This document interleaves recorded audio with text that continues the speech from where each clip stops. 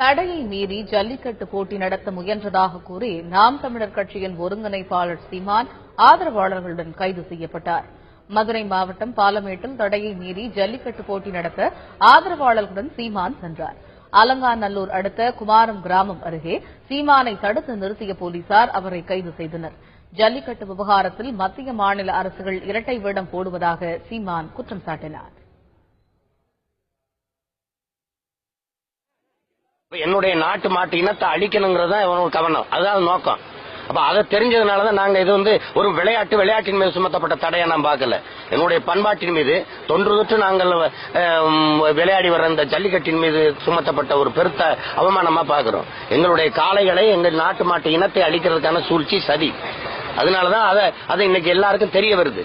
இப்ப இத்தனை விலங்குகள் இருக்கும்போது இது மேல மட்டும் என்ன 24 லட்சம் டன் மாட்டுக்கறி ஏற்றுமதி செய்த இந்த அரசு, இந்திய அரசு. அப்ப மாடை கொன்னு கறியை ஏத்தலாம், மாட்டோட நாங்க விளையாடக்கூடாதுன்னு அது எப்படி ஏற்கிறது? சீமான் கைது செய்யப்பட்டதற்கு எதிர்ப்பு தெரிவித்து குமாரம் கிராம மக்கள் சாலை மறியலில் ஈடுபட்டனர். சீமான் கைது செய்யப்பட்டதை தொடர்ந்து அங்கு பதற்றமான சூழல் நிலவி வருகிறது.